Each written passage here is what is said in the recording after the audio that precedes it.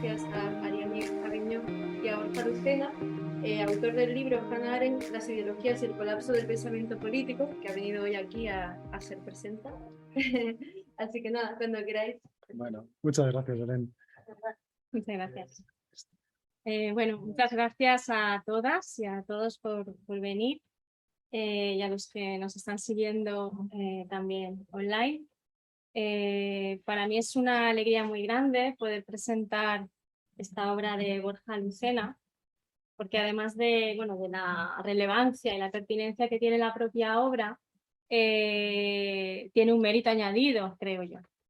Que es que está hecha pues, desde las trincheras, desde fuera de la academia, ¿no? Y también desde fuera de los centros de producción masiva cultural, ¿no? Que es, entonces, bueno, me parece que es un mérito añadido y creo que como veremos seguramente a lo largo de la charla, en la que me gustaría que participáramos todos, creo que Borja es una persona muy comprometida con lo político, entendido lo político como lo entendía Hannah Arendt, ¿no?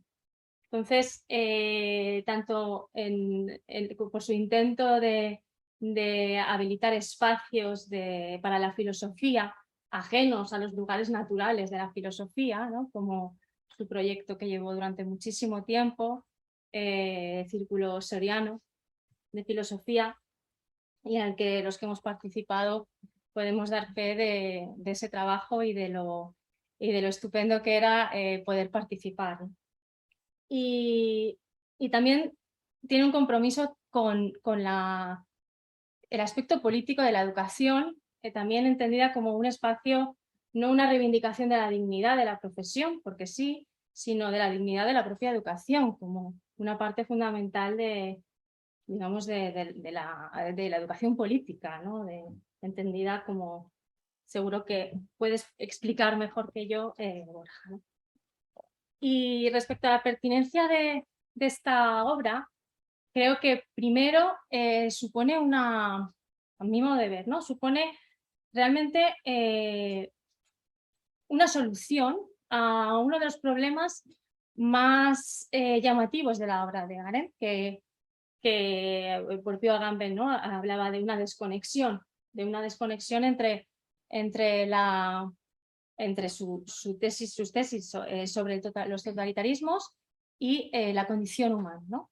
Entonces creo que este libro, no voy a desvelarlo, ¿no? Para que lo leáis, pero creo que resuelve bastante bien esta desconexión, porque en realidad, al ser un análisis tan profundo de las ideologías, establece ese vínculo entre la cuestión política y la cuestión humana.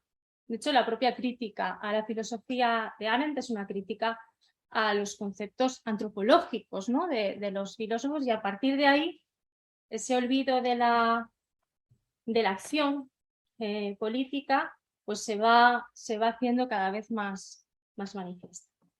Y también porque sigue abordando un problema que sigue siendo el nuestro, ¿no? Que es el problema del enemigo, que decía Walter Benjamin, que nunca ha dejado de vencer, y frente al que ni siquiera los muertos están a salvo. Entonces, el plantear esta cuestión de abordar el problema de las ideologías y de los totalitarismos, de los fascismos, creo que es una cuestión que siempre es pertinente, ¿no? Y bueno, yo le doy la palabra, a ver que nos cuente. Me gustaría saber pues, qué te ha llevado qué ha desembocado en esto. Bueno, pues muchas gracias, Arián. Antes de iniciar ahí la andadura, quería sobre todo agradecer a Arián que se ha prestado una vez más a este abuso, ¿no? Como ya ha dicho muchas veces, tuvimos un círculo filosófico en Soria, célebre, en Soria, y bueno, la verdad es que abusé mucho de amigos, de filósofos que muy comprometidos también con la filosofía, con la política, y una de ellas ha sido Arián. Entonces, bueno, yo te agradezco de corazón, la verdad, que te hayas prestado otra vez a este abuso y que, bueno, que estés aquí conmigo charlando. Y bueno, también agradecer vuestra presencia, pues bueno, por el interés, supongo, en este modesto libro y bueno, espero que que valga la pena estar. Me gustaría, y lo hemos hablado Ariane y yo, pues que, bueno, que si hay, digamos, un canal de comunicación abierto, pues todo fluirá mucho mejor, ¿no? Entonces, pues que no sea una charla unidireccional, sino, pues bueno, que podáis también intervenir y que podamos tejer un diálogo entre, digamos, la mesa y vosotros. Así que, pero bueno, sobre todo muchas gracias por estar y muchas gracias a Meta Librería, que es un espacio fantástico y que, bueno, para mí es una alegría también estar aquí, ¿no? En una librería que tiene un curso sobre Plotino, que he visto, pues da gran esperanza, la verdad, en el futuro, ¿no? Es una clara esperanza. Y bueno, y nada, en cuanto a lo que hablaba Arián, bueno, yo el planteamiento del libro, pues bueno, sí, responde a algo muy primario, ¿no? Que es un interés muy antiguo, ¿no? Ancestral casi, por la política, ¿no? Muchas veces llevado adelante a ciegas, sin, bueno, sin ton ni son incluso, en la juventud, pero bueno, que poco a poco, por una u otra razón, pues se fue encauzando y hasta que conocí a esta joven filósofa, a Hannah Arendt, y la verdad, pues para mí vamos, me pareció una pensadora llena de intuiciones muy importantes sobre la política, de fogonazos muy intensos, aunque no sea una filósofa sistemática y quizá por ello, pues no sé, eso me hizo, pues bueno, me hizo forjar el sueño de llegar a hacer una tesis doctoral sobre Hannah Arendt, ponerme a estudiarla en serio y una vez que terminé la carrera y bueno, y me puse a ello y la verdad creo que, como bien decía Arián, aparte de sus muchas aristas problemáticas, que también las tiene, por supuesto, y quizás pues, supongo que saldrán a lo largo de esta conversación, Hannah Arendt nos ofrece un material muy poderoso para poder pensar hoy en día la política, que básicamente, como también decía Arián, une su época con la nuestra. Es cómo pensar la política en una época de despolitización, ¿no? De despolitización, digamos, casi extrema. Yo creo que en ese sentido, así como quizá hay otros pensadores que nos pueden aportar bazas muy importantes a la hora de pensar la política en tiempos políticos, Hannah Arendt en este sentido es ahora muy válida por la despolitización, ¿no? que acaece hoy en día. Entonces, pues me parece, y eso casi fue lo que más me interesó, más que quizás la aportación positiva de lo que puede ser una doctrina, lo que me interesó fue la perplejidad de enfrentarse a un tiempo sin política desde una perspectiva política, ¿no? Y bueno, y por ello después, pues bueno, agradecer también a la editorial Delta, pues que confió en mi escrito y lo publicó y bueno, y aquí estamos presentándolo. Pues yo creo que podríamos empezar con unas líneas, ¿no? Y también abrir la participación Perfecto. cuando él... Bueno, a ver, hay una cuestión que yo creo que es la más problemática de Arendt, ¿no? Que es como su pureza teórica, ¿no? Frente a la concreción histórica, que siempre es un problema establecer, y eso que dices, cuándo, no solo cuándo se podrá dar, sino cuándo se ha dado, si se ha dado, ¿no? Porque de hecho su propio análisis histórico siempre se le achaca esa visión pura del debate, ¿no? Del debate político. Entonces, no sé si podrías comentar si eso es así, que no pasa nada, que los autores tienen sus cuestiones problemáticas, ¿no? Y si tú crees que existe alguna posibilidad de llevar a la concreción histórica esa pureza conceptual, ¿no? Teórica. Bueno, yo creo que eso es ahí, está muy bien visto el problema, ¿no? Porque ya es un problema que se ha señalado a menudo, pues a los familiarizados con la obra de Hannah Arendt, llama la atención, como bien dice Arián, ese ánimo de establecer un tipo ideal de política, ¿no? Que cuesta acercar a nuestra propia realidad, a la propia realidad de la arena política, digamos, ¿no? Se le ha achacado mucho esa purificación extrema de lo político, ¿no? Hasta llegar a separarlo de tal manera del barro del mundo, ¿no? Se le ha achacado su grecomanía, ¿no? Ella construye un modelo o se basa en un modelo de la política muy basado en una imagen idealizada de la política griega, del ágora griego, y evidentemente hay una problemática difícil de resolver. Yo quizás como lo entiendo interesante, ¿no? Y productivo, más que como una apuesta positiva, ¿no? De instaurar una democracia en la que vayamos todos con togas, ¿no? Como aquellos burgueses de la Revolución Francesa, ¿no?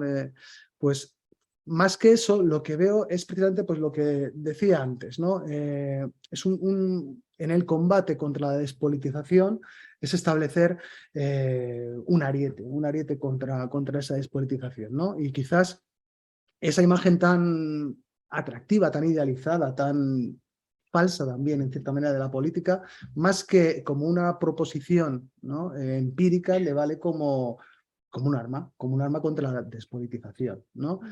Yo lo entiendo así. Hay cosas también en su idea de la política, ¿no? Que ella misma pues, asume que son construcciones, ¿no? Construcciones ella pues habla de los tipos ideales de Weber, ¿no? De una construcción que evidentemente no es refrendada como tal por la realidad, pero que nos sirve para guiarnos en ella, etcétera, ¿no? Yo lo veo así, ¿no? Es difícil, ¿no? Porque tienes por un lado la idealización, por otro lado, digamos, la resignación ante lo real, no de una manera plena, ¿no? Pues, oye, las cosas son así, ¿qué vamos a hacer? Entonces, en esa lucha ella quizás tensó la cuerda en esa dirección, creo yo, ¿no? Pues, como un arma. ¿Alguien quiere comentar alguna cosa? Yo la verdad es que tengo un comentario con eso del autor, cuyo tribunal de tesis estuvo y entonces... No te había visto.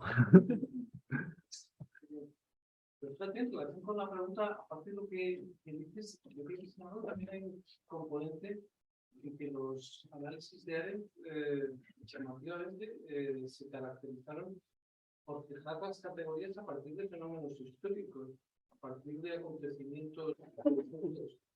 En particular, yo creo que los orígenes del totalitarismo tiene esa fuerza y probablemente abre su pensamiento un poco en esa dirección. Ahí se fija una categoría, que es la categoría del totalitarismo, sobre la base de una gente de lo que ha ocurrido. No ya digamos, de los esquemas de las formas políticas o de alguna depuración de ellos, sino más bien al contrario, como la perspectiva de, bueno, ha pasado algo completamente imprevisto, respecto de lo cual las analogías, o digamos, los tipos ideales que manejábamos los juguetes más que antes. Y ya no solamente el fenómeno totalitario, sino también el propio análisis que se aporta en ese libro de los antecedentes del fenómeno totalitario, fundamentalmente el imperialismo, bueno, el imperialismo y antisemitismo del 19, porque tiene una importancia crucial y que el antisemitismo no se puede asociar al antijudaísmo como una especie constante, una suprahistórica, ¿verdad? Y el imperialismo tampoco, el imperialismo que moderniza, de esta manera, es la muestra del colapso de los estados nacionales europeos, como había dicho, ¿no? Y por tanto, vamos, yo estoy de acuerdo con usted, pero también me parece que hay ese complemento muy sorprendente a la hora de ver, por la que fue también muy criticada, porque la categoría del totalitarismo se abrió paso con enormes dificultades, de todo tipo de descalificaciones, ¿no? Que muestran un poco lo contrario. También era la que fijaba categorías por un atendimiento muy radical a los acontecimientos y por tanto preservando incluso la novedad de los acontecimientos. Yo creo que también tiene mucha importancia, ¿no? Sí, Agustín, yo creo que tienes toda la razón. De hecho, yo estaba pensando, claro, más en esa Arendt más teórica, ¿no? De la condición humana. Es cierto que en cierta manera, ¿no? Los orígenes del totalitarismo es una obra, además que es de difícil clasificación, ¿no? Borja, Porque, perdona, sí, ¿puedes repetir la pregunta? Porque no se ha oído muy bien para la gente que está aquí. Bueno, vale, de acuerdo. algo de lo que te haya preguntado, ¿vale? Bueno, señalaba Agustín, la resumo así, si te parece, pues como hemos estado hablando de las idealizaciones, ¿no? De la idealización del campo de lo político que hace Hannah Arendt, como la obra, su primera obra, de hecho, la primera gran obra de Hannah Arendt, que es Los orígenes del totalitarismo, es cierto que procede de un modo totalmente distinto, ¿no? No procede estableciendo una idealización, sino que procede de eso traumático que conmovió al mundo, ¿no? Que fue la eclosión de los totalitarismos y bueno, y todo lo que vino con ello. Y bueno, yo estaba diciendo que es cierto, yo estaba pensando más en la Arendt teórica de la política, pero es cierto que una cosa muy importante, ¿no? del libro de los orígenes del totalitarismo es ese apego, ¿no? A esa fuente primaria de la que emana todo este problema político que es el totalitarismo, ¿no? De hecho, sus referencias en esa obra no son filósofos generalmente, sino que son pues desde Goebbels, Hitler, a los prebostes del régimen de Stalin. Quiere decir, hay un manejo ahí de una realidad muy, muy inmediata, ¿no? Que no es la teoría política, ¿no? Cuando antes estamos hablando de la idealización, ¿no? Yo, es cierto, me estaba yendo un poco a la parte, digamos, propositiva, ¿no? Porque los orígenes del totalitarismo lo que hace es certificar esa novedad terrible que ha irrumpido en el mundo y que amenaza en cierta manera con acabar con la dimensión política humana, ¿no? Ella después esto lo enfrenta en la condición humana, intentando rearmar, como digo, aunque con esas categorías que idealizan en cierta manera lo político, pero también la línea que puede unir, y no sé si estarás de acuerdo, a lo mejor, Agustín, los orígenes del totalitarismo con la condición humana, por ejemplo, ¿no? A pesar de su tono tan distinto, es que al final ella está luchando, ¿no? O sea, que ella está forjando armas para un combate, digamos, ¿no? En favor de la política. No sé si he ido por donde me habías... No, y a mí personalmente, ¿no? Pues como decía, lo que más me interesa, de lo que más me ha interesado de Arendt ha sido esa vitalidad entusiasta, ¿no? En una lucha, ¿no?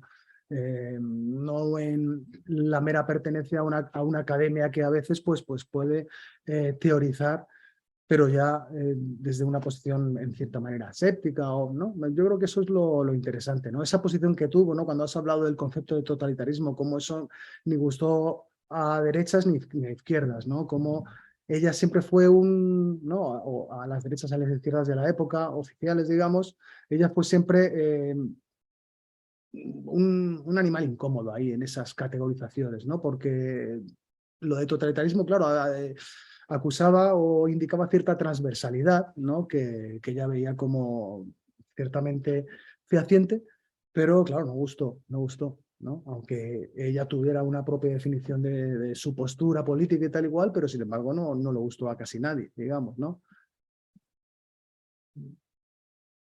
Y bueno, tampoco Sí, bueno, de hecho esa concreción histórica ya sí que la plantea en los momentos post-revolucionarios, justo en el momento post-revolucionario, la posibilidad de la concreción de su ideal, ¿no? Con los consejos, pero bueno, de hecho, ¿no? Que plantea la posibilidad de que ¿cuándo se podrá concretar? Pues en la próxima revolución, pero justo en ese momento posterior que ocurre en los procesos postrevolucionarios en el que se está articulando una nueva sociedad, una nueva política, ¿no? Claro, y eso ¿no? También se ha hablado de esa idealización, ¿no? De la revolución, ¿no? De su separación de la violencia, etcétera, etcétera. En cierta manera, puede haber notas, pero algo muy interesante de la idea que tiene Hannah Arendt de la revolución es claro, ahora vivimos en un tiempo en el que hablar de revolución y tal, pues parece algo tan alejado de la realidad que bueno, que nos parece absolutamente, diríamos, utópico, quimérico, etcétera, ¿no? Pero ella se fija, y ahí va el material histórico, en que lo que ha ocurrido han sido revoluciones, que no han dejado de acontecer, sobre todo en la edad moderna, revoluciones, ¿no? Y esas revoluciones han traído nuevas formas de poder, nuevas formas de estructuración de lo político en el seno de las sociedades. Y claro, el problema, ¿no? El problema es qué hacer después de la revolución, ¿no? Ella se fija mucho en el momento revolucionario, ¿no? Para quien esté familiarizado con la obra de Arendt, ella se fija mucho en la autoorganización del pueblo revolucionario en consejos, ¿no? En qué dice, han emergido a lo largo de toda la historia en este tipo de acontecimientos, ¿no? Desde la Revolución Francesa con los clubes, los soviets de la Revolución Rusa. Siempre también es cierto que un poder organizativo potente ha acabado con esos consejos democráticos, ¿no? Pero, tal como ella lo ve, pero no han dejado de surgir, ¿no? La última efervescencia, pues, que ella comprueba, pues, es en Hungría, con los acontecimientos del año 56. Y, claro, algo que nos parece tan quimérico a nosotros, ¿no? Que es que pueda suceder algo, ¿no? Básicamente, porque eso es una revolución, ¿no? A nivel, en el seno de una sociedad, como digo, en la que la despolitización ha llegado a tal grado que nos parece que nada nuevo puede surgir. En cierta manera es una postura realista, ¿no? Es que algo nuevo va a surgir, ¿no? Y no ha dejado nunca de surgir. Claro, el problema, ¿qué hacer después? Ella no plantea un programa, ¿no? Un programa, porque esa es una visión, digamos, técnica, ¿no? Según su posición de la política, que la política no permite un plan, no permite una programación, ¿no?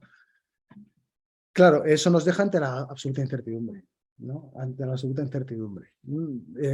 Y es algo que se le ha achacado mucho, ¿no? Y que, pues, podría tener muchas lecturas. Pues bueno, claro, es fijarse solo en ese momento de eclosión revolucionaria, pero después, ¿qué? ¿No? También es cierto, y ella lo ve, pues, que todos esas revoluciones, pues, han terminado siendo engullidas, ¿no? por un poder. Ya no un poder democrático, participativo, ni nada por el estilo, ¿no? Entonces, yo creo que es un problema, pues igual, es lo mismo que hablábamos antes, que se nos plantea hoy en día, ¿no? Hoy en día, en el que tenemos la idea de que nada va a surgir, y sin embargo, pues, estamos en cierta manera temerosos y expectantes, porque también tenemos la certidumbre de que algo surgirá. Sí. El problema es que, ¿no? Si es la versión de los totalitarismos o otra cosa, ¿no? Mira, tiene Una pregunta, Borja. En relación a esa despolitización, ¿puedes aclarar un poco más a qué te está refiriendo, a qué se refiere Arendt? Y explicar un poco, porque a lo mejor no estamos de acuerdo en que hay despolitización. Ajá. Hay otro tipo de política. Bien, puede ser una opción. A lo que ella se refiere es a cómo, bueno, tampoco voy a meterme, ¿no? Pero ella ve en la modernidad una ambivalencia, ¿no? Una ambivalencia, por un lado, una intensificación de ciertos rasgos políticos, pero por otro lado, una normalización, ¿no? Organizativa de las sociedades, que tienden a separar a los individuos entre sí, impidiéndoles formar parte formar un poder, ¿no? Para ella el poder es precisamente esa acción conjunta, ¿no? Entre los individuos, en la que se actúa concertadamente, de una u otra manera. Esa normalización que se produce en la modernidad, ¿no? Lo que hace es crear, en cierta manera, ¿no? El caldo de cultivo de formas no políticas de política, si podemos decir. O sea, no es, para ella lo que no es la política es la organización, no es una organización, ¿no? Evidentemente, y en los totalitarismos, ella lo estudia desde ese punto de vista también, un régimen totalitario es una organización formidable, ¿no? Es una maquinaria bestial de organización de los seres humanos. Pero no es política en el sentido en el que esos seres humanos que están organizados, digamos que están sincronizados sin poder actuar juntos. No sé si me explico. Y ella, esta despolitización que se desarrolla de esta manera, la ve tanto digamos, en el liberalismo, ¿no? En el desarrollo del liberalismo moderno, lo ve en el marxismo, lo ve digamos, repartido por un amplio repertorio de posturas, ¿no? Que son posturas que nosotros catalogaríamos de políticas, ¿no? De izquierda, de derecha, lo que sea, pero que sin embargo, según ella, no tienen una definición política, por eso, porque únicamente proponen una organización de la sociedad, una administración determinada de la sociedad, pero no una acción concertada. No sé si me... Y bueno, que era organizadora de los padres fundadores, la Revolución Americana, en cómo todavía se organizaba Sí. por casta, la participación, ¿no?, del ciudadano en la política. Para ellos eso sería la política. Sí, sí, en cierta manera, sí. Claro, esa admiración que ella sentía, ¿no?, por los padres fundadores venía dada por y que ella incluso admiraba en su tiempo en Estados Unidos, ¿no?, aunque de una manera distinta, pero la capacidad de asociativa, digamos, ¿no?, de concertar e iniciar cosas en común, ¿no? Aunque ya en el siglo XX, pues digamos, en Estados Unidos la cosa está muy decadente, ¿no? Y ya con Vietnam y tal, pues ella dice, bueno, esto ya, dice, la república ha terminado. O sea, esto ya no es la república, ¿no?, esa república de los padres fundadores. Pero, claro, se admira esa revolución americana que procede de esa manera, ¿no?, en esa concertación de acciones. Tanto como terminado. Bueno, sí. Bueno, yo no sé si en algún sitio es un poco más, todavía más categórica, que no sé si llega a decir, no sé, ahora mismo no lo tengo, pero no sé si llega a decir que vamos, que la República, cuando el escándalo de Nixon y todo esto, cuando habla del artículo este que tiene sobre la mentira en política, yo creo que ahí, no sé, igual me equivoco, pero ahí llega a decir la República está muerta o algo muy parecido, pero tendría que mirarlo, porque a mí me extrañó también esa afirmación no sé, tan fuerte, ¿no? Sí, bueno, de hecho, la definición que das tú aquí en la página 271 de totalitarismo, creo que sería un poco extensible, y que los totalitarismos no aspiran a la asociación política de los hombres, sino a la construcción de un mundo organizado. Las ideologías que los animan tienen el mismo fin, la fabricación de una humanidad de la que se haya eliminado el desorden, la ambivalencia y la disfuncionalidad. En realidad es aplicable a gran parte de las formas políticas de la modernidad, incluso a las más tecnócratas, ¿no? Sí, totalmente, ¿no? Claro, porque una cosa que yo creo que también es muy interesante de Arendt es la conexión que establece entre el totalitarismo y nuestro tiempo, ¿no? Y las democracias, digamos, ¿no? En el sentido en el que el totalitarismo no puede ser pensado como un mero hecho histórico que sucedió y terminó, sino que las semillas mismas siguen latentes en nuestras sociedades, ¿no? Y en cualquier momento pueden germinar, ¿no?, ante una coyuntura contingente de cierta naturaleza. Yo creo que el camino que tenemos delante de nosotros, ¿no?, y que estos años nos hacen ver, va por ahí, ¿no? Es una creciente organización de la sociedad, ¿no?, una creciente administración que ocupa, sincronización de los individuos en funciones, ¿no? Ahora, pues claro, ¿qué has dicho? Tecnocracia. No, pues evidentemente, claro, el gran poder que puede tener la tecnología tal y como se ha desarrollado a esos efectos, pues lo estamos viendo también, ¿no? Como es un poder fascinante de organización, ¿no? Y puede, en cierta manera, en esa constelación de elementos que hicieron surgir el totalitarismo en los años 30, puede crear o puede, cambiando algunos elementos, volver a crear una constelación similar, ¿no? Y no sé, a veces, bueno, a veces uno se puede dejar llevar, ¿no?, por una visión un poco oscura, ¿no?, de lo que está ocurriendo hoy en día. Una cosa que ganar también es que hay cierta esperanza en eso, en lo nuevo, en que lo nuevo va a surgir, ¿no? Que que esto no es un proceso que tenga un principio y que podamos predecir y que decir estemos abocados o al desastre o a la sociedad, lo que sé, paradisíaca, sino que en realidad no sabemos hacia dónde va, ¿no? Pero es cierto que es muy amenazador, ¿no? Este gran poder de organización que se ha reunido, ¿no? En muy pocas manos, además, pues es, en cierta manera, da miedo. Claro, es que tú alertas de una cuestión, ¿no? Todo el rato, que es el que no seamos ingenuos pensando que las ideologías y la ideología no albergan todas una especie de movimiento inercial hacia su propia realización, ¿no? Entonces, eso está en las ideologías, ¿no? Entonces, claro, atender a ese hecho, que no son meras, digamos, palabras, ideas, sino que todas tienden de esa manera a su propia realización, ¿no? Es una idea que se mantiene todo el rato en el... Claro. O sea, Bueno, sí, no, mejor que sí. Un poco por lo que estáis diciendo ahora, ¿no? A mí yo he leído el libro y la verdad es que me ha gustado mucho y tengo que decir que está muy bien escrito, además es lo que esperaba, no lo digo solo porque seas mi amigo.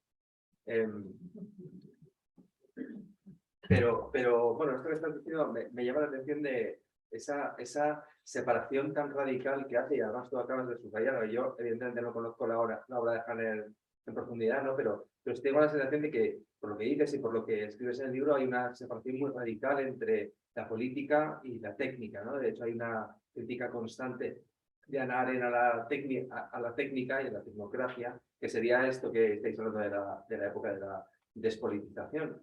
Y claro, yo no estoy del todo seguro si esa crítica realmente, si el problema realmente es la técnica y la tecnocracia.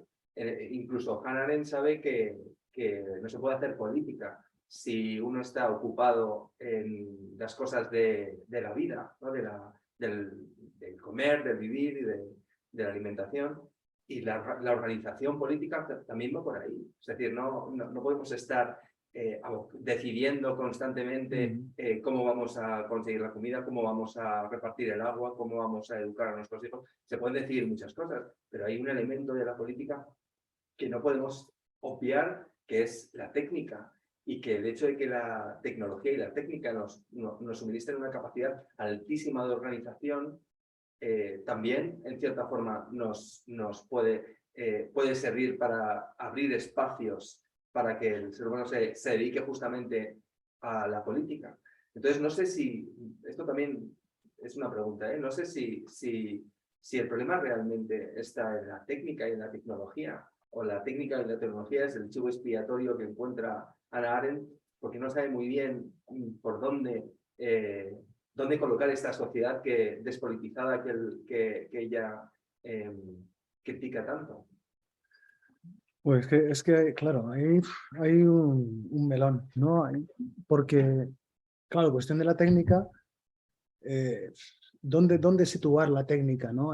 Claro, la separación que hace Hannah Arendt entre labor, trabajo, ¿no? Que separa de una manera, como dices, pues ciertamente rotunda el ámbito de la técnica del trabajo del ámbito de la política.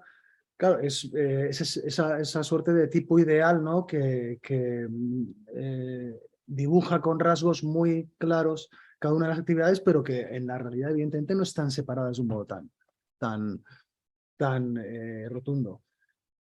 Yo creo que, o tal como lo entiendo yo, ¿no? El valor que tiene su crítica de la técnica, o sea, ella no critica la técnica como tal, creo yo, ¿no? Y yo tampoco la criticaría en el sentido en el que el ámbito del trabajo es un ámbito antropológicamente fundado, no puede desaparecer. Y eso es algo que posee un sentido y una significación propias, ¿no? No dependen en ese sentido de nada más.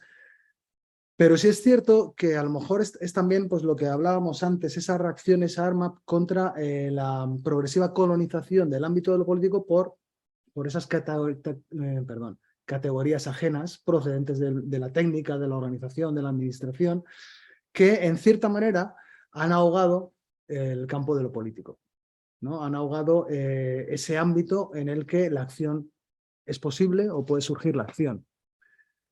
Yo me veo ante muchos problemas, claro, también para imaginar cuál puede ser la alternativa también, ¿no? En el sentido que Arendt la pueda plantear. Porque, claro, esa separación absoluta de ámbitos es muy forzada si queremos llevarla como tal a la realidad, ¿no? Yo lo veo más, pues también como un arma para liberar a la política en cierta manera, o la imagen, la metáfora que ella siempre utiliza constantemente del espacio, ¿no? De liberar un espacio, ¿no?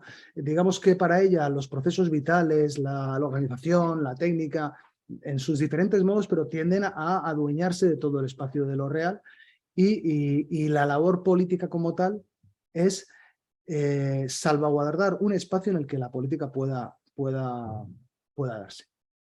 ¿Cómo será ese espacio? Claro, es lo que hablábamos antes. Ella lo ve surgir en las revoluciones, por ejemplo. Creo que son momentos muy puntuales, es cierto, ¿no? Es cierto que son momentos muy puntuales que enseguida vuelven a ser anegados por otro tipo de poderes, ¿no? Yo la verdad no tengo la respuesta, O sea, tal como lo veo es dejar espacios abiertos a la política, ¿no? Pero evidentemente eso no quiere decir que la política a su vez colonice todo, porque la política no puede colonizar la vida como tal, no puede colonizar la técnica tampoco, ¿no? Entonces, es una, pues bueno, es una imagen que eso yo creo que en cierta manera Arendt ahí es fiel a cierta tradición liberal, ¿no? Política, en la que ese deslinde, ¿no? Entre lo político pues sirve para que se mantenga abierta ese espacio de lo político. No sé, ¿no? Yo quería comentar una cosa, porque en realidad la organización es ideológica, o sea, es ideología también. Entonces, claro, la ideología lo que hace es desresponsabilizar, o sea, eliminar el peso de la política. Porque la política, alguien la entiende como un peso, una responsabilidad, ¿no? Entonces, claro, la ideología y la racionalidad organizativa, estratégica, etcétera, es una ideologización en ese sentido. Y además es justamente de los aspectos ideológicos que más capaces es de desresponsabilizarnos de nuestras acciones de todo tipo, ¿no? No tenemos responsabilidad de las cosas que hacemos alineándonos con los procesos pues, tecnológicos, científicos, etcétera, ¿no? Entonces, claro, tiene un componente, podemos entenderla como fuera, digamos, fuera como algo, un ámbito de absoluta imparcialidad, ¿no? Creo yo. Que entonces, en ese sentido, ahí hay un o sea, creo que es una cosa muy interesante ese planteamiento de la ideología como aquello que nos quita la responsabilidad de la política, y ahí yo creo que tiene una función importante la cuestión de la organización, como una lógica determinada, ¿no? La de la organización, que es una lógica que coloniza en ese sentido, ¿no? Pienso, es ese punto de vista. Añadir una cosa más. Tal vez, por ejemplo, la crítica que cuentas muy bien de Hannah Arendt a Platón, ¿no? Claro, Platón cae del lado de los tecnócratas, ¿no? Platón trata de proponer una ciudad, como dices tú, un estado que evita la incertidumbre porque trata de ser un estado organizado. A lo mejor para lograr ese espacio de la política que Hannah Arendt valora tanto y que solo ve en los momentos de revolución, hay que hacer lo que hace Platón, ¿no? Y estrellarse con ese proyecto. Pero si no das ese paso de intentar organizar el Estado, pensar, que es lo que hizo Platón, en realidad pensar un Estado donde no pueda morir Sócrates, donde Sócrates no muriera, ¿no? Un Estado en el que no se dé esa incertidumbre, como esto. Hay que dar ese paso para que ese proyecto fracase y se abra ese espacio para la política. Porque a mí la sensación que me queda leyendo el libro y con Hannah Arendt es que hay una reivindicación de la política, pero sin política. Claro, hombre, y se le ha achacado mucho, ¿no? Yo creo que, a ver, al final todos escribimos y Hannah Arendt para equivocarnos, ¿no? Y para fallar y Platón incluso, ¿no? es cierto que ella a menudo, ¿no? Coge a Platón, ella siempre utiliza las cosas de manera interesada, ¿no? Pienso yo, como, bueno, ella también lo admite, ¿no? Hay una legitimidad ahí, porque tiene un interés, ¿no? Ella, por otro lado, es muy platónica en muchos aspectos, ¿no? En que a lo mejor tampoco vamos a entrar ahora, pero sí que localiza en Platón pues, ese nacimiento de la filosofía política que sí, que en cierta manera dirige la política o los esfuerzos políticos, pues bueno, hacia procedimientos, pues bueno, organizativos, etcétera, técnicos. Y claro, la idea que tú dices me gusta, ¿no? Dice, a lo mejor es que es el fracaso de eso lo que da lugar a la política.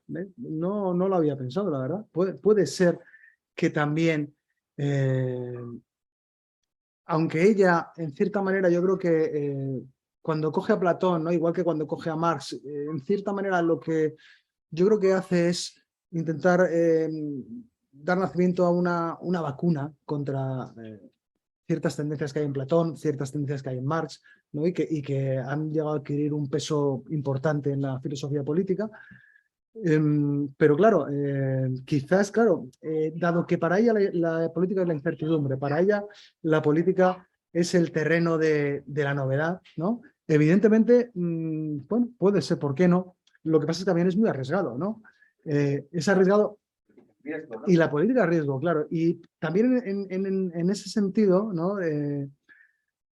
Ese riesgo que hay que asumir, ¿no? Es cierto que hasta dónde estamos dispuestos a asumirlo, ¿no? Y cuando tú decías, ¿hasta dónde estamos dispuestos a asumir el peso de la política? Al tener que, digamos, establecer un régimen asambleario en el que todo se está constantemente decidiendo, etcétera, ¿no? Yo creo que ella, ante eso, ¿no? Pues se fija mucho en el carácter de estabilidad de las leyes. O sea, para ella tampoco es que todo se tenga que decir constantemente, ¿no? Porque ella que une el carácter de la ley, ¿no? Con una promesa, ¿no? Con el carácter de la promesa, dice que ahí está la estabilidad del régimen político. En esa promesa mutua, ¿no? En la que nos ligamos a una decisión, y nos ligamos a una decisión que hemos tomado y que de entonces, en cierta manera, estamos dispuestos a no volver a tomar, ¿no? No sé si me he ido a otra cosa, yo creo, de lo que me habías dicho. Ahí está. Pero bueno, esa idea de que bueno, claro, del hundimiento incluso del hundimiento del totalitarismo pudiera surgir otra cosa, pues también, pero claro, bueno, eso ya es la historia y su contingencia, ¿no? Lo que nos puede llevar ahí. No sé, Arián, ¿qué te parece? Yo creo que, a ver, una de las caracterizaciones que me parece más problemáticas en este sentido es la de masa, la caracterización de ganar de la masa, ¿no? Como, porque está vinculada también a la imposibilidad o posibilidad de que eso que es una novedad pueda ser permanente, tener cierta permanencia en el tiempo, ¿no? Entonces, el problema ya no le parece un problema en ese sentido la representación en política, que es el problema de la democracia, el problema de la representación política. Entonces, porque en realidad, no sé si estoy en lo cierto, pero habla un poco de una especie de una élite autoseleccionada a través de del debate y de la... y que en cierta manera pues sea esa élite la que represente, ¿no? Y la que represente los intereses, lo común, ¿no? Entonces, claro, creo que la visión que ella tiene de la masa es un poco incompatible con esa posibilidad de democracia. Yo sé que está relacionada con el aislamiento y que es una profesión moderna, pero me parece quizá un poco... no sé si decirlo así, ¿no? La imagen que tiene de la masa es muy contradictoria con la posibilidad de la política, porque además no cuestiona en ningún momento, creo, que yo sepa, la cuestión de la representación, que es el gran problema, creo yo, de la política y de la democracia, ¿no? Yo creo que sí hay un cuestionamiento de la representación, fíjate. Porque... a ver, ¿cómo podemos abordar esto? O sea, claro, el problema de la representación está pues claro que al final esa élite dirigente, digamos, etcétera, representativa, pues bueno, se aísla en cierta manera ¿no? Y se convierte en un cuerpo más o menos técnico, más o menos dirigente en ese sentido. Yo sí creo que en su política hay una refutación de la representación, porque para ella una asamblea tiene que ser abierta y no, yo por lo que entiendo, tampoco ella creo, o por lo que yo se ha dedicado mucho a desarrollar estos temas, ¿no? Pero sí que la asamblea siempre está abierta a todos, ¿no? Ella sí dice, ¿no? Y ahí está, digamos, su idea a lo mejor en algo elitista. ¿Quién vendrá a la asamblea? ¿No? Pues habrá mucha gente que no venga, no le interesa, ¿no? Pues porque están ocupados en otras cosas. Y bueno, pues bien, no vas a obligar, ¿no? No puede, la política no puede ser una obligación. Ella tiene, o ella, digamos que se caracteriza por un gran entusiasmo por la política, ¿no? Dice, o sea, la política está abierta a todos, pero exige un entusiasmo. O sea, no es un trabajo al que vas, no es una sesión del Congreso de Diputados que vas y votas lo que te dice el partido, sino que es una participación plena en algo que te levanta en ti un entusiasmo, ¿no? Entonces yo creo que no hay una representación, aunque claro, podríamos pensar que después empíricamente, ¿qué pasaría con esas asambleas en las que a lo mejor solo van unos cuantos entusiasmados? Claro, pero yo creo que sí que hay una negación de la representación como tal, porque para ella la democracia es, a ese estilo griego, pues es participación de todos, ¿no? Del pueblo, ¿no? Y ahí está la separación entre su concepto de pueblo y, digamos, de masa, de populacho, que es pues al fin y al cabo es un pueblo despolitizado, ¿no? Es despolitizado, sin entusiasmo político, ¿no? Sin interés por participar. Otra cosa o bueno, no sé si abrir un poco también, ¿no? O vamos, no sé si hay alguna... tenía otra cosa rondando por la cabeza, pero se me ha... Sí, una pregunta, es que yo no tampoco suficientemente a ganar, un poco de vergüenza.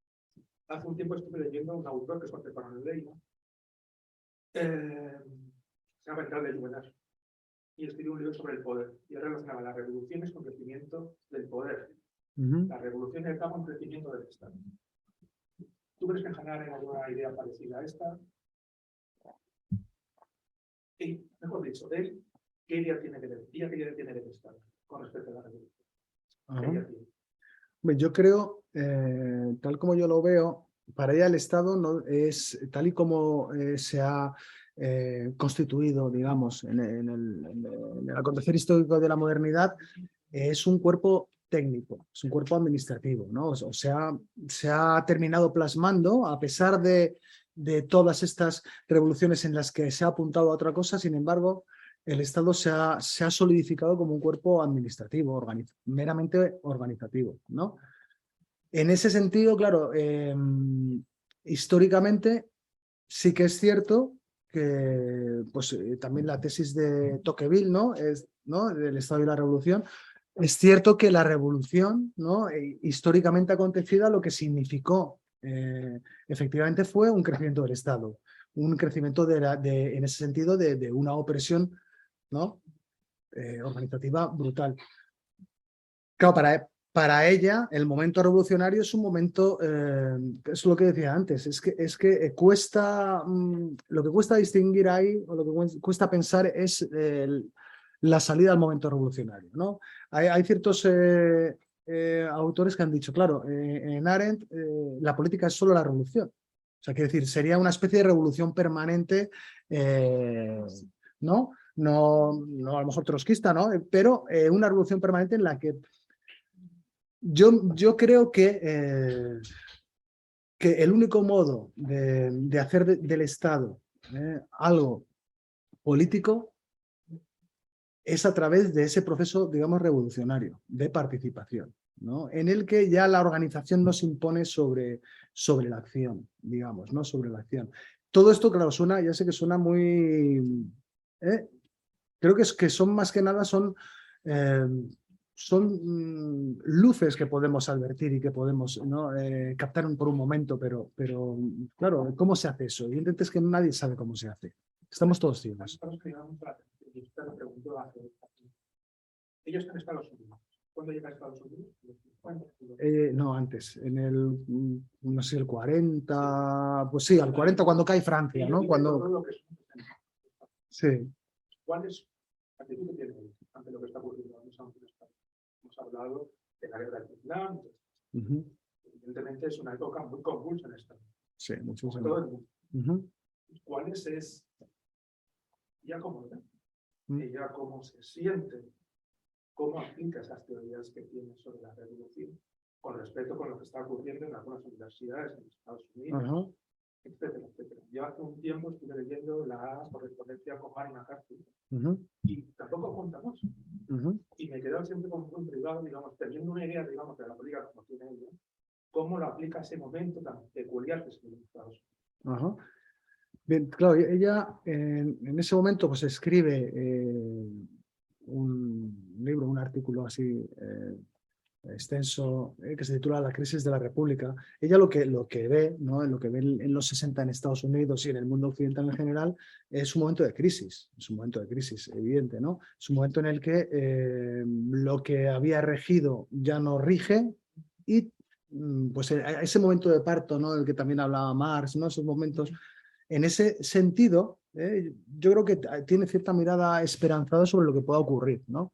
En ese fermento, pero es muy crítica con lo que está haciendo, lo que está pasando en Estados Unidos, ¿no? Porque al final, pues ella, por ejemplo, todos esos cuerpos técnicos, digamos, ¿no? Ella ve que los servicios de información se están apoderando, se están haciendo con un poder tremendo, inmenso, ¿no? En una república que provenía de una cosa totalmente distinta, de su visión de los padres fundadores, que todas las camarillas presidenciales, ¿no? De Nixon y tal, pues están adquiriendo, claro, una capacidad instrumental para anular la libertad política tremenda. Y es lo que decía antes, ¿no? A Agustín, que yo creo que eso, que hay un artículo en el que ella habla sobre el tema de Nixon y los papeles del Watergate, y yo no sé si llega a decir eso, o sea, como que o sea, esa crisis de la República que ella había descrito está a punto de culminar en un rompimiento por otra parte, lo que ya ella había anunciado ya desde los totalitarismos es que la tradición, el hilo de la tradición, ¿no? Y el hilo de la tradición política occidental se ha roto. Estamos en un momento en que no tenemos un hilo al que agarrarnos, ¿no? Entonces, en cierta manera, ahí está la novedad, ¿no? Que está agazapada en toda contingencia histórica, pero hemos perdido, ella habla de, no sé si el hilo o la barandilla de la tradición, ¿no? Hemos perdido todo eso. No podemos recuperar una tradición en ese sentido, aunque podamos aprovechar, como ella dice, fragmentos, porque en eso ella es muy afín a Walter Benjamin, ¿no? A esa recuperación de restos, de fragmentos que pueden hacer construir otras constelaciones, pero ya no podemos apegarnos a una tradición como tal, ¿no? Ni en Estados Unidos, en que la tradición sobre la que estaba basada la República también se ha roto, ¿no? Y ahí hay hechos tremendos que la han roto, pues en los 60 pues, tenemos Vietnam, Nixon, etcétera, etcétera, ¿no? Ni en ninguna parte, ¿no? Y ahí estamos otra vez ante la incertidumbre de lo político. Claro, es que el aspecto ese que has señalado tú, de que ella empieza a ver esos movimientos en realidad hacia la censura, que es también lo que ella ve antes de los horrores del nazismo, lo único que necesita para saber que se viene algo terrible es esos pequeños señales de que está habiendo un gran poder del discurso de censura, ¿no? de censura que no solo en sentido negativo, sino de censura en sentido positivo, de ocupar con el discurso propio absolutamente todos los ámbitos mediáticos, ¿no? Que es lo que caracterizó al nazismo, la posibilidad de oírse hasta en la última radio, democratizar la propia fabricación de radios para que eso fuera lo que, pues yo creo que ya lo que estaba comentando, ¿no? Que yo creo que tiene como una especie de instinto de algo está, la censura es el primer paso y no una censura entendida, que en el caso del nazismo pues fue más, sino entendida como algo de hacer callar, sino de hablar tan fuerte que no se pueda oír cualquier mensaje diferente, ¿no? yo creo que eso más lo cuentas en la biografía esta que haces al principio, ¿no? De cómo ella no le hace falta mucho más que algunos indicadores de que no está, de que algo está pasando, ¿no? De que la novedad. Luego, claro, comentas algo así como que, claro, visto lo visto después, aquello no era para tanto, pero en realidad el poder ver eso como algo importante, como que realmente esa es la novedad, y no de los horrores de después, sino ese primer inicio, eso es una intuición que a mí me parece muy importante. Yo creo que está también vinculada con esa forma de verlo, ¿no? Yo no solamente ya como veía cómo está desarrollando el poder, pero todos esos como de movimientos que había, las universidades, contracultura, feminismo, todo lo que es lo de los derechos civiles, ella sí tenía un tipo de postura, un tipo de cercanía, o lo veía como algo de otra generación, que no era la suya. Pues yo la verdad, mira, ahí en ese respecto, la verdad es que ahora mismo no recuerdo, yo creo que sí se refiere a algo. Tienes escrito importante sobre la desobediencia civil. Sobre la desobediencia civil, cierto, es cierto, es verdad, cierto, sobre toda la lucha de los derechos civiles, sí, cierto, sí, es cierto, mira, se me había olvidado, ¿eh? Es cierto que ella sí que habla, vamos, si tiene el libro este sobre la desobediencia, que sí, que es un artículo, ¿no? Un artículo así un poco más largo, ¿no? Y es cierto que ella ve ahí algo promisorio, también un riesgo, ¿no? Porque también, si no recuerdo mal, seguramente que tú, Agustín, te acuerdas mejor, también ve un riesgo el concepto de desobediencia. Si lo interpretamos como algo, digamos, apolítico, como una retirada, ¿no? O una postura individual, también, quieras o no, es un disolvente de lo político, de la acción concertada. ¿No recuerdas algo así? O sea, ya claro, ve el peligro, digamos, para un Estado de Derecho que se generalice la desobediencia civil, pero claro, lo que defiende es que está presente en el espíritu del asociacionismo ciudadano. Claro, exacto. Sí. Que si discrepas de la ley tienes que hacerlo público, tienes que hacerte presente en el espacio público con esa discrepancia. Claro. Sí. Bueno, hay un peligro enorme de estos ideologistas, entonces, claro, pero si hay como eso en la vida, tú eres realmente asociacionismo, sí, claro. Público. Exacto. Sí. Claro, sí. Rompemos colectivamente. Exacto, claro. Para un asentimiento tácito, a la ley, precisamente por ser de la República, una república democrática, se da por descontado que la ley cuenta con el asentimiento ciudadano. Entonces, claro, no es así, hay que hacerlo público. Claro, exacto. Y eso es lo potente, ¿no? Y ahí, claro, entra, pues, tal o como lo veo yo, la contraposición a la ideología, ¿no? En ese sentido, la desobediencia, ¿no? Organizada políticamente también es una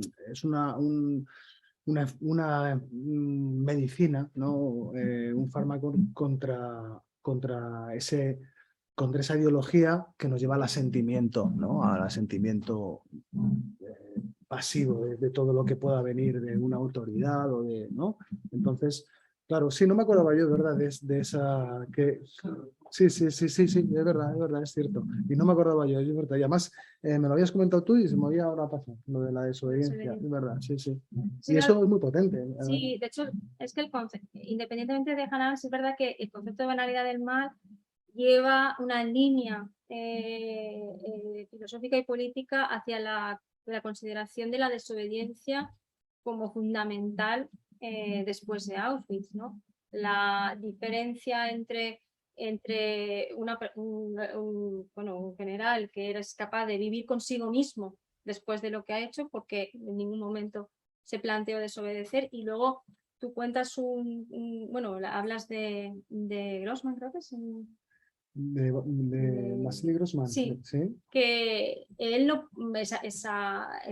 su obra posterior fue un acto de intentar reconciliarse consigo mismo, con quien no podía vivir, por haber firmado contra Bukharin, por haber Entonces, ahí sí que hay dos... o sea, la cuestión de la desobediencia, que es una cuestión individual, ética, podríamos decir, que tiene su resonancia en lo cívico, por supuesto, y ahí es donde se puede plantear el problema, pero tiene que partir, en cierta manera, de lo ético para que sea un contagio, ¿no? Una especie de contagio de la desobediencia.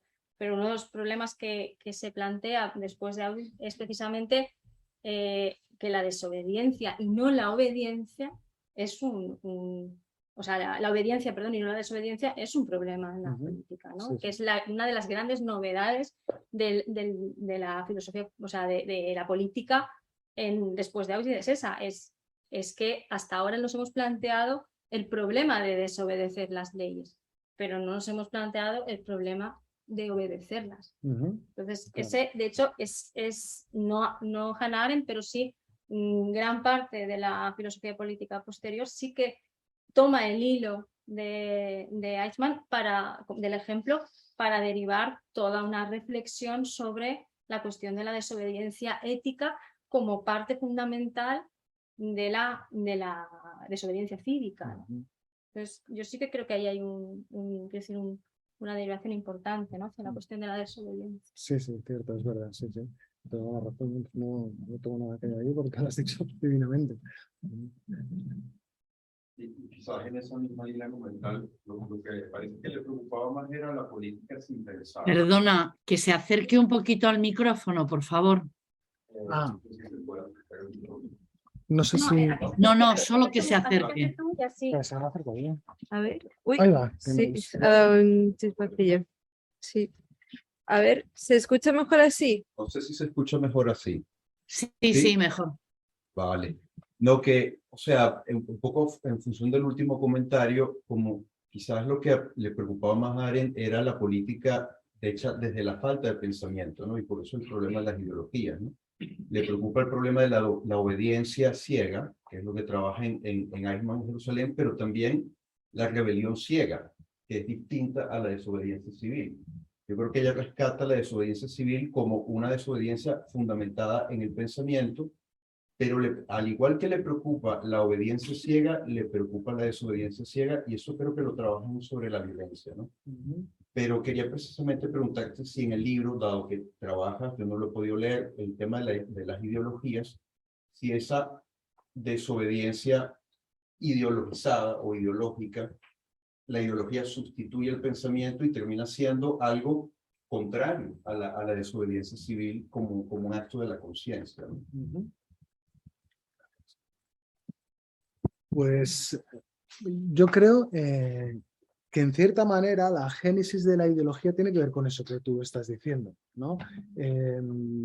Porque ella, cuando analiza el caso de Eichmann, y bueno, que al fin y al cabo es un caso impactante porque además tiene contacto directo al juicio y tal y cual, ¿no? Y ella se va ahí a Jerusalén al juicio y bueno, pues para ella es un impacto.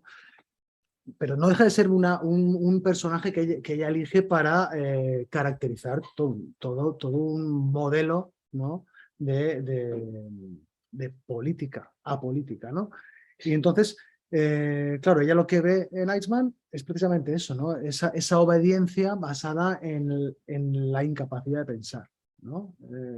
La banalidad del mal para ella es el mal hecho sin pensarlo, ¿no? Sin pararse en ello, que para ella pensar no es una mera algo que se añada, ¿no? Sino que es algo sustantivo. O sea, no puede haber acción sin pensamiento, ¿no? Aunque también podamos dividir sus respectivos campos, pero no puede haber una acción sin pensamiento, ¿no? Entonces, cuando hablas de una revuelta ciega sin pensamiento, ¿no? Un revolverse por revolverse, digamos, ¿no? Yo creo que, claro, ahí está el carácter de lo que ella habla cuando hablaba de la ley, del carácter de promesa de la ley. Quiere decir, que digamos que la ley es una promesa, decimos que que incorpora pensamiento, ¿no? Que la promesa es una de las cosas que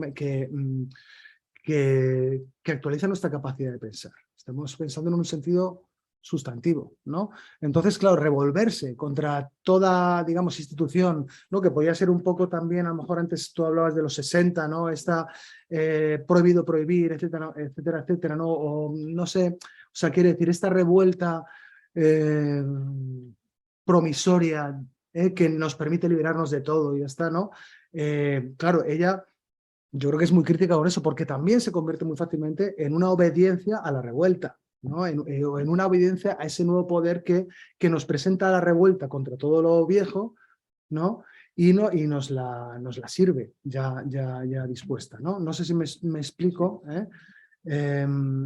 Por eso ella, yo creo que no podemos mirar a Arendt, ¿no? O podemos comprender a Arendt si no tenemos en cuenta ese carácter de la ley, o sea, de las instituciones, ¿no?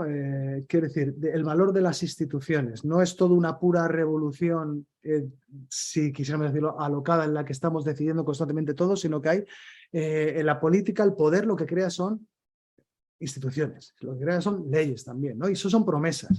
E incorporan esa capacidad de pensar que nos hace cumplir la promesa incluso cuando todo viene en contra, ¿no? Bueno, no sé si te he contestado. ¿Sí? Sí, no sé si quieres añadir algo, porque yo creo que es un tema interesante porque, claro, tenemos la idea de la ideología como, pues eso, los gerifaltes nazis, los generales y tal, pero es algo que en realidad se infiltra tanto en todas las capas de nuestra existencia, ¿no? De la existencia del pueblo, ¿no? Que claro, no es una cuestión de que a un loco se le ocurra decir cuatro cosas, sino que es que está anclada también en esa capacidad o en esa persistencia que tenemos en obedecer, ¿no? En obedecer.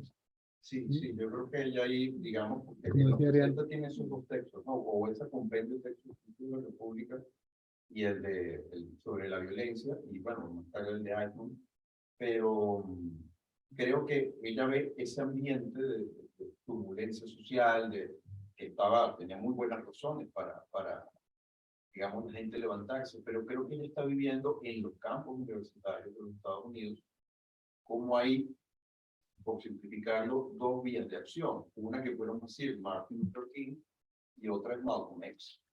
Y creo que ella intenta, claro, no los menciona, pero creo que en los textos precisamente ella está usando esas figuras reales de carne y hueso para decir, mientras que aquí tenemos un acto de la conciencia y como conciencia controla la voluntad y hace una acción política que es constructiva, es desobediente, pero es constructiva. Por el otro lado tenemos la obediencia a un postulado ideológico o a los partidos, estamos en plena Guerra Fría también, y ve con preocupación, digamos, que no solo el Estado es la entidad que administra, ¿no? Y que a más administración hay menos pensamiento, sino que también los partidos o las organizaciones revolucionarias pueden terminar siendo tan disciplinadoras y tan castradoras del pensamiento como el propio Estado. Cierto. Entonces, algo de eso parece... Creo que ella tiene como esa preocupación, nunca se deja fichar por ningún esquema, ¿no? Siempre está como saliéndose de todo lo que encasilla, y creo que lo que me han hecho mucho pensar los comentarios de ustedes es esa idea de que al final el hilo conductor para ella es la política pensada, la política desde el ejercicio constante de la razón, nunca adormecerse, nunca quedarse en un postulado, en una ideología, en una idea, en una nada. Siempre la crítica constante. Claro, en eso tienen mucho, a pesar de sus críticas en nuestros respectos, tienen mucho de ilustrada, ¿no? Hay mucho de ilustración en Arendt en ese sentido y sobre todo socrática, ¿no? Porque el pensamiento al fin y al cabo, y cuando hablamos de la política, no, ese pensamiento que no se adormece y que está activo, no puede dejar de ser también un pensamiento en la acción común, ¿no? Cuando hablas de la violencia, ¿no? Esa violencia que en cierta manera se genera y se desarrolla ya de un modo automático, ¿no? Y ya sin control ninguno por parte de los actores, ¿no? Esa violencia en la que las masas, digamos, se implican de un modo atroz, ¿no? Sin pensar. Claro, ella dice, esa violencia o digamos, el problema que ella ve, ¿no? Y que yo también creo que vamos, comparto con ella, ¿no? Ante la acción violenta, o sea, la violencia por sí misma es incapaz de crear un poder, esa incapacidad de crear un poder, ¿no? La violencia por sí misma es algo natural, tal y como ella entiende lo natural, algo en lo que ya se genera un proceso ingobernable, ¿no? Y en el que la acción ya no vale, ¿no? Entonces, claro, por eso su distancia con respecto pues cuando hablan sobre la violencia, ¿no? Esa distancia con respecto a esa concepción de la revolución que organiza la revolución en torno a la violencia, ¿no? En torno a la destrucción de lo existente, o como queramos llamarlo, ¿no? Que al final eso no puede cuajar, no puede crear un poder, ¿no? Porque no crea una acción común, ¿no? Crea algo que es ingobernable y que, digamos, nos valdría para comprender en cierta manera cuando se desata este tipo de espirales de violencia, ¿no? Que nunca cuajan en un poder, ¿no?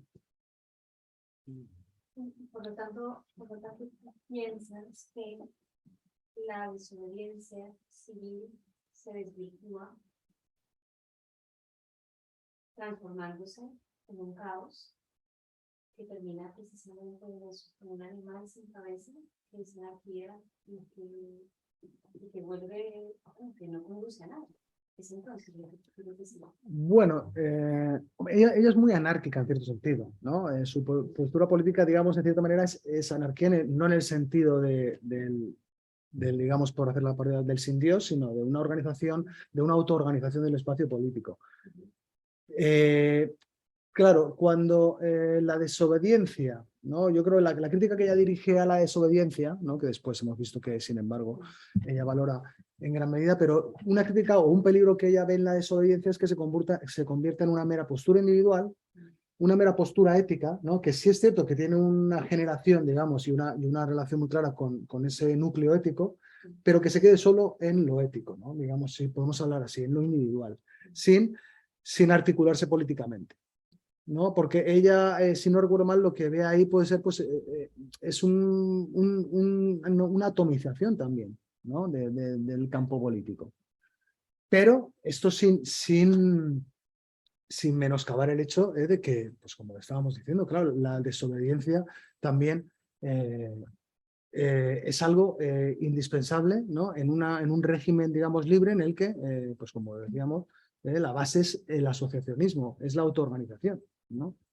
Pero siempre es articulado políticamente, lo veo, ¿no? No como una un mero distanciamiento y un mero, no, yo no me quiero manchar las manos, digamos, yo no quiero participar en esto. Pero de alguna manera, articular la desobediencia, la organización política, puede ser darle la vuelta a lo mismo de lo que se ha hecho. ¿A qué es lo mismo? A una organización política, por ejemplo, corrupta y dañada, de la cual quienes están presentes, cercanos, arriba o abajo, quieran generar una desobediencia política, ¿no?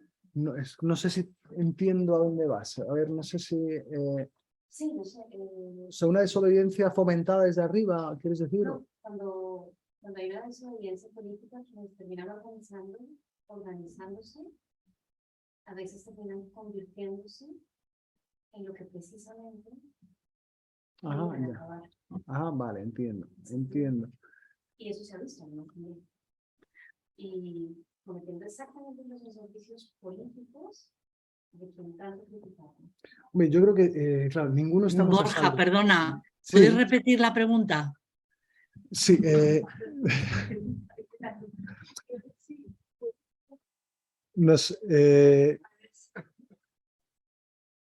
Cuidado ya.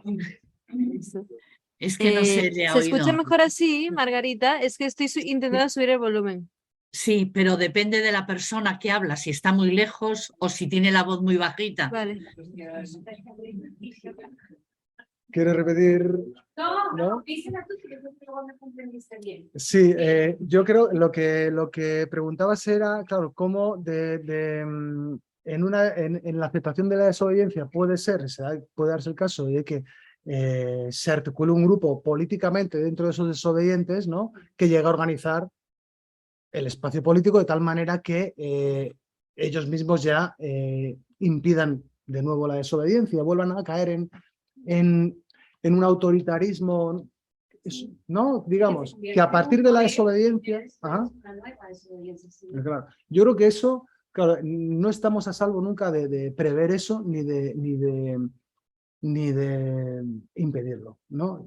O sea, la imagen que tiene Hannah Arendt de la política es que todo está abierto en ese sentido, ¿no? Hablábamos antes de la novedad.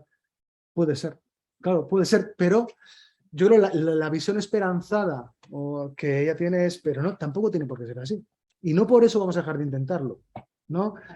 Claro, no vamos a dejar de intentar de actuar, ¿no? Por el miedo a la acción, que es evidente, o sea, porque ella lo ve, claro, la acción desata cosas también que pueden ser terribles, ¿no? Y las ha desatado a lo largo de la historia, ¿no? Desde luego es preferible que exista esa desobediencia civil y que se cuestione el poder de manera continua. Claro. Pase lo que pase después. Claro, claro. Yo creo que esa sería su posición. Claro, es posible que, pues claro que es posible que eso se convierta en algo atroz. Porque toda acción está abierta al mal absoluto, digamos, como lo llamaba ella en los orígenes del totalitarismo, ¿no? Toda acción está abierta, en cierta manera, tiene una rendija hacia el mal absoluto, ¿no? O todo curso de acción, digamos. Por eso tenemos que dejar de actuar. No, dice ella, porque precisamente el miedo a la acción genera males todavía más terribles. Como es el caso, digamos, pues ella lo ve paradigmáticamente en el totalitarismo, ¿no? El intento de anular la acción lleva a males todavía más terribles, ¿no? Yo quería hacer, respecto a esta cuestión de las luchas, ¿no? De qué luchas, entrar en el debate de qué luchas son legítimas y qué luchas no son legítimas, me parece un debate complicado, sobre todo, y ahí voy a ser una cristiana, ¿no? Quizá el problema sea precisamente que, bueno, sabemos quién nos explota, o sea, sabemos gracias desde el siglo XIX sabemos en qué consiste la explotación, pero no sabemos en qué consiste el poder, ¿no? No sabemos exactamente de dónde viene ni contra qué estamos luchando. Pues muchas veces la mayor parte de los problemas que se plantean sobre quién tiene la legitimidad de la lucha tienen que ver con que, y bueno, lo dice el propio Foucault, no sabemos qué es el poder aún, ¿no? Y como no lo sabemos, no estamos legitimando y deslegitimando, pues bueno, por eso las luchas que tienen, por eso digamos que la orientación hacia de la lucha contra la explotación siempre es una orientación que se puede ver de una forma mucho más clara, ¿no? Porque sabemos que nos está explotando en cierta manera, aunque bueno, cada vez con la economía de plataformas está más difícil de hacer el seguimiento, pero sí que es verdad que falta creo yo, una identificación tan precisa como la que tenemos sobre la explotación de qué es el poder.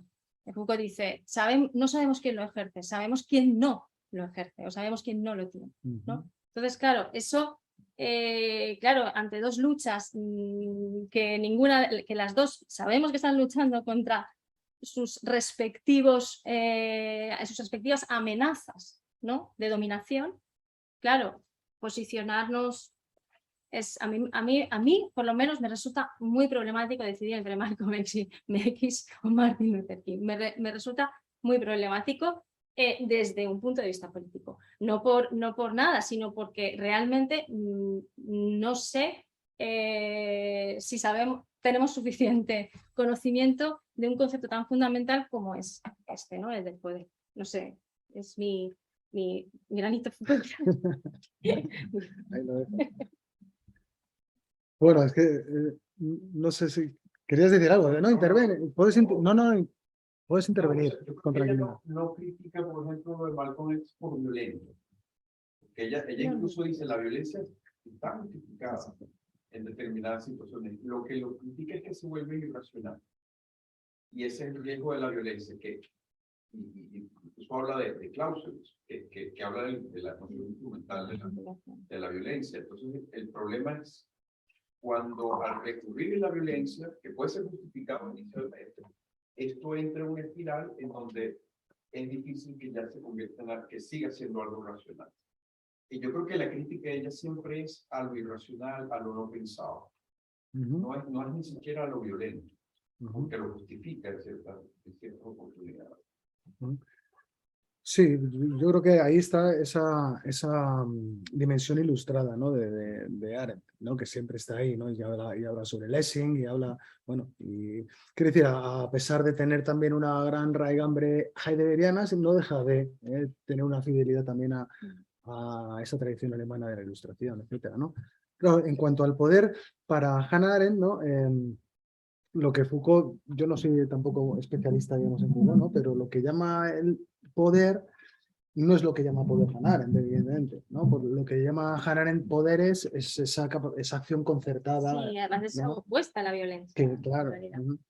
que es cierto que puede haber episodios, ¿no? Lo político es el violencia, poder. pero También, claro, también. para ella lo político es el poder, ¿no? Mientras que eso que Foucault llama poder, ¿no? Pues en el léxico de Hannah Arendt sería algo así como el dominio, ¿no? Sí, la bueno, realmente tiene que cambiar su noción. Bueno, esto especifica, tiene que explicarse durante toda su...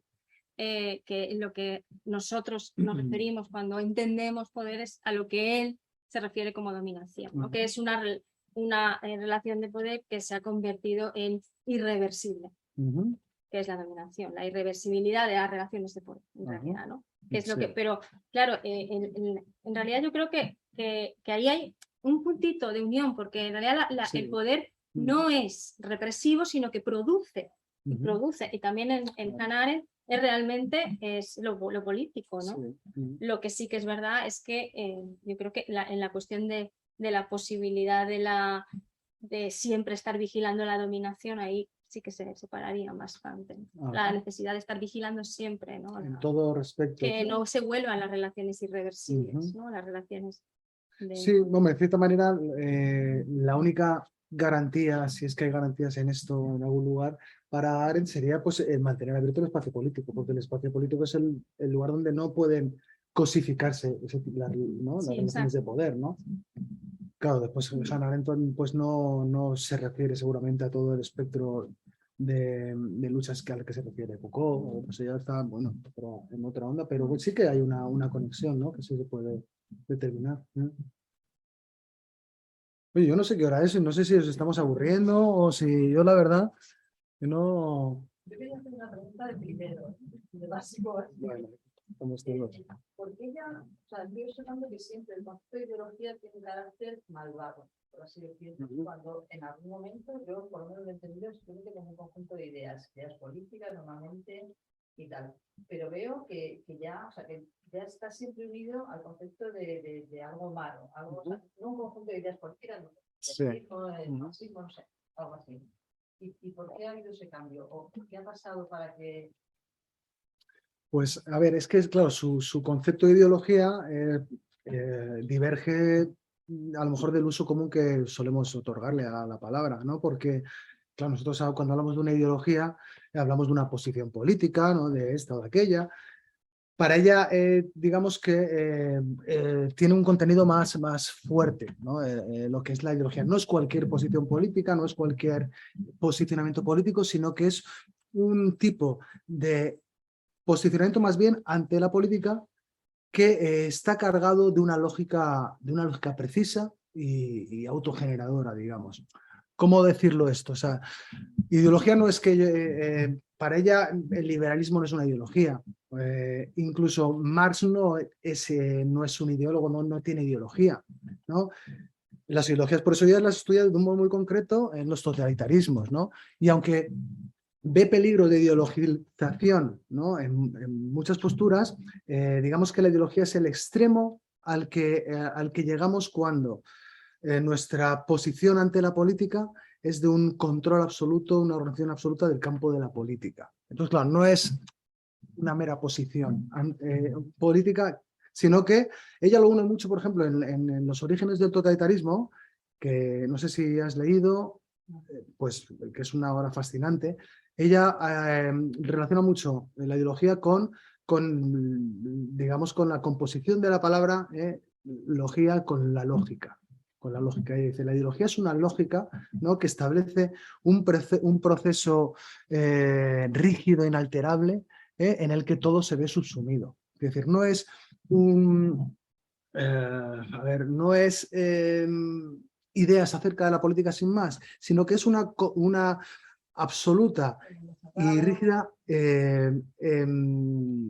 categorización lógica de lo político, que llega, claro, ella dice, la ideología no es una hiperpolitización como solemos muchas veces entender, o se suele entender, ¿no? Cuando a él se le acusa de ideología, pues pensamos que es muy extremo políticamente.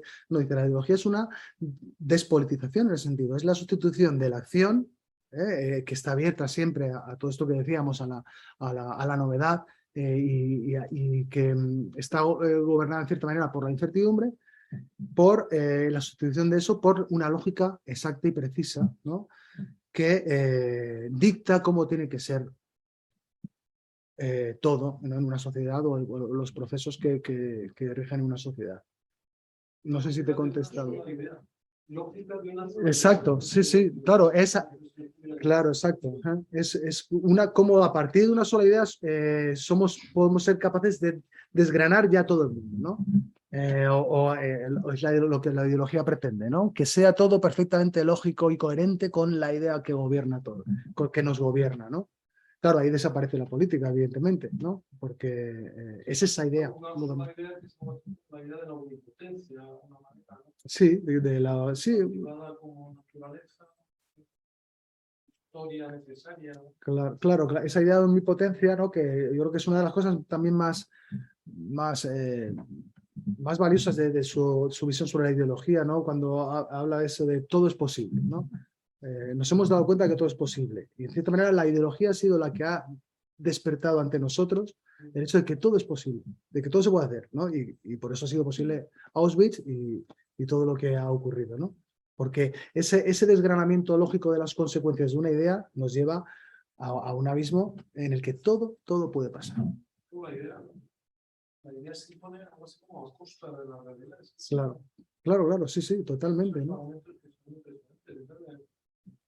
Los nazis en realidad no es que fueran más o menos racistas, es que porque estaban dispuestos de que la realidad respondiese a la humanidad racista. Claro, eran lo que eran. Superior es la que extermina a la inferior y en ese momento se convierte en superior y en la otra en inferior. Sí. Claro. Yo con esta idea me trago la realidad. Exacto. Claro, ¿no? Y hay pasajes tremendos, ¿no? Cuando ella habla de eso, dice, claro, la ideología nazi que parte de que el judío es subhumano, su lógica lleva a que en la realidad realmente el judío termina siendo subhumano, ¿no? En los campos, es decir, ya no ha perdido la humanidad, le han arrebatado esa humanidad, ¿no? Todo por... Claro, y eso confirma porque ese carácter profético, digamos, del que se vale el dictador o el líder totalitario, ¿no? A partir de la idea cómo es capaz de predecir la realidad, porque la idea tiene esa potencia de desencadenar unos hechos, ¿no? Y claro, al final lo que viene a decir los nazis eran coherentes, ¿no? Tenían una gran capacidad de coherencia, o sea, ¿no? Igual que Stalin, ¿no? Y ella habla de cómo tanto los líderes nazis como los líderes stalinistas pues tenían una capacidad lógica tremenda y una confianza en la lógica, ¿no? Soberbias, ¿no? Y es terrible, ¿no? Y eso es la ideología para ella, ¿no? No es meramente una posición política, sino algo más, algo más. No sé si hemos aclarado, ¿sí? Pues no sé cómo vamos de hora. No sé si alguien quiere esperar más brevemente. Sí, no sé si alguien quiere decir algo.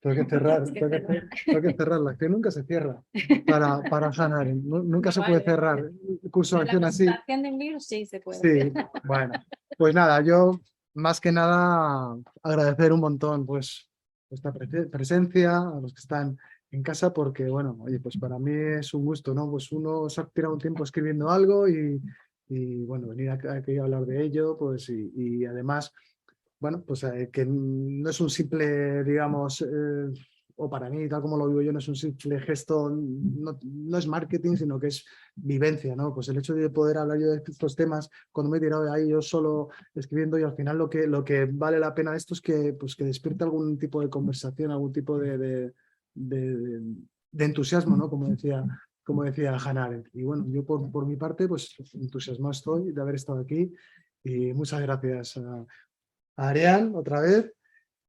Muchas gracias y por vuestra asistencia, vuestra participación, y a Metalibrería por prestarnos esta ocasión de estar juntos un rato. Muchas gracias.